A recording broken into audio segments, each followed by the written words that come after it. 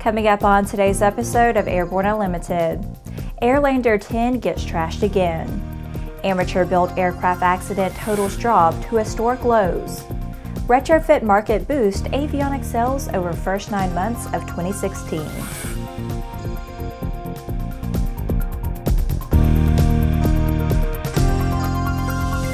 Hello, I'm Laura Hudson. It's November 20th, and this is Airborne Unlimited.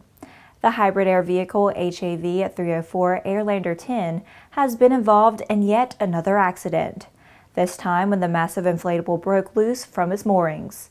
The 302-foot airship had flown another test flight Friday and was moored through Saturday when something occurred, breaking loose the vehicle and causing extensive damage to the airframe. 2 people were reported to have suffered minor injuries as the vehicle deflated automatically once its safety systems were engaged following its disconnection from the mooring mast. There was no attempt to fly the vehicle at the time of the accident, and none had been scheduled following the previous day's excursion. On Friday, the Airlander took off at 15:11 Greenwich Mean Time, landing just over an hour later at 16:18 Greenwich Mean Time at Cardington Airfield, in a flight that was described as the next phase of extended test flights. The airship was damaged just over a year ago, in August of 2016, when the aircraft impacted the ground after its mooring lines became caught on power cables. After the break, NavAir hosts first orientation flight in a CH-53K King Stallion. There's a difference between charting a steady course and pushing for the ceiling. And for nearly a century, Hartzell Propeller has been defining that difference. It's in our passion for engineering and research and our dedication to testing the limits of performance. We are built on honor. We are Hartzell Propeller. The dream is real, a truly affordable personal jet aircraft. The Subsonics Personal Jet Kit is priced at only $42,000. Kit plus engine is still under $100K. Add instruments, upholstery, and paint and you're flying. It's time to put your money where your bucket list is. Learn more at sonicsaircraft.com. Concorde's recombinant gas RG series sealed battery technology produces a high-performance battery with the advantages of being pre-tested and fully charged at the factory. Find out more about Concorde's entire line of batteries at www.concordebattery.com. Concorde, the heart of your aircraft. Welcome back. If you would like to be a supporter of Airborne Unlimited, send an email to jim@aero-news.net. With so much news coming out of the aviation industry, we're summarizing some other interesting stories in a brief segment we call Around the Patch.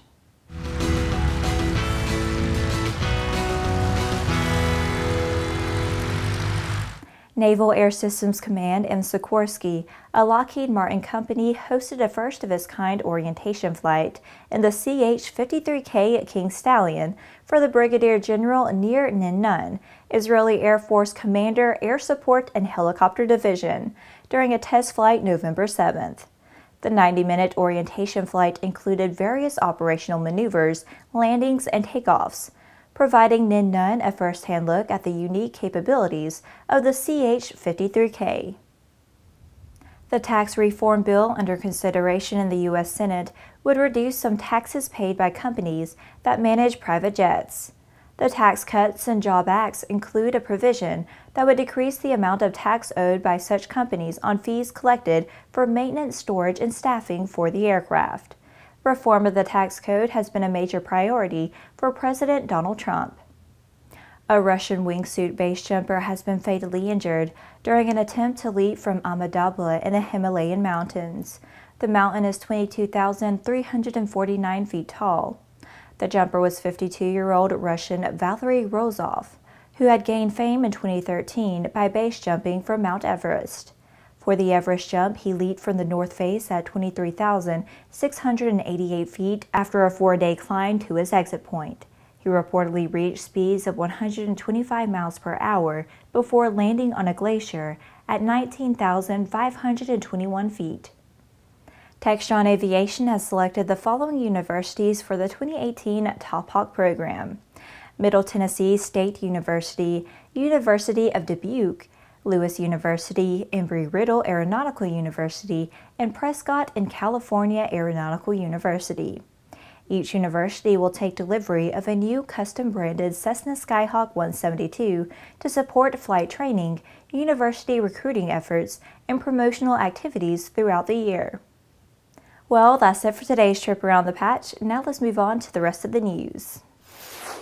Fatal accidents in experimental category aircraft, particularly amateur-built aircraft, continued their decline during the FAA's 2017 fiscal year that ended September 30th, falling to historic lows. For the 12-month period from October 1, 2016 to September 30th, 2017, fatal accident totals in amateur-built aircraft were down 18% to just 27, compared with 33 during the 2016 fiscal year. That continues a 4-year trend that has seen a total drop of 47% in fatal accidents, despite an increasing amount of flight hours each year over that period.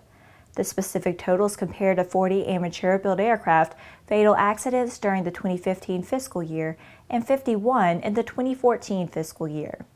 In addition, fatal accident totals for the experimental category overall, including racing aircraft, those used for exhibit only, research and development, and some types of light sport aircraft dropped as well.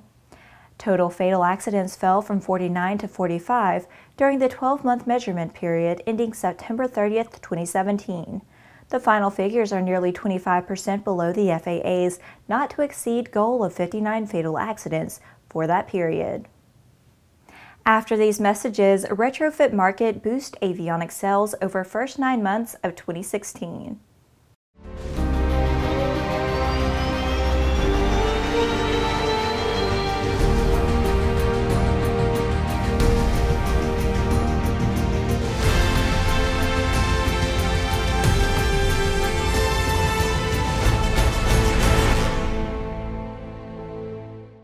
Sandia introduces the new SAI 340 Quattro TSO'd airspeed, attitude, altitude, and slip.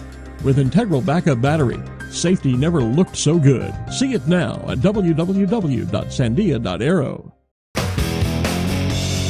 Based on the popular Sling 2 LSA, the Sling 4 was designed to be the most practical and desirable lightweight 4-place experimental aircraft on the market. Find out more about this 115 horsepower turbocharged airplane at airplanefactory.com.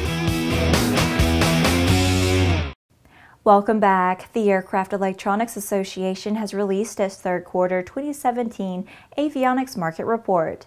In the first 9 months of the year, total worldwide business and general aviation avionics sales amounted to $1.73 billion, as reported by the participating companies. The figure represented a 4.1% increase in year-over-year sales compared to the first 9 months of 2016 amount of $1.66 billion. Sales during the third quarter months of July, August, and September in 2017 were $587.9 million, a 7.1% increase compared to the 2016 third quarter sales of $548.8 million. Of the more than $1.73 billion in sales during the first 9 months of 2017, 57.7% came from the retrofit market, while forward fit sales amounted to 42.3% of sales. Well, that's our program for today. Remember that Airborne Unlimited is currently on our winter schedule and is streamed Monday, Wednesday, and Friday, alternating with Airborne Unmanned on Tuesday and the AMA Drone Report each Thursday. Additional breaking news bulletins may be posted for important stories that fall outside of our normal deadlines.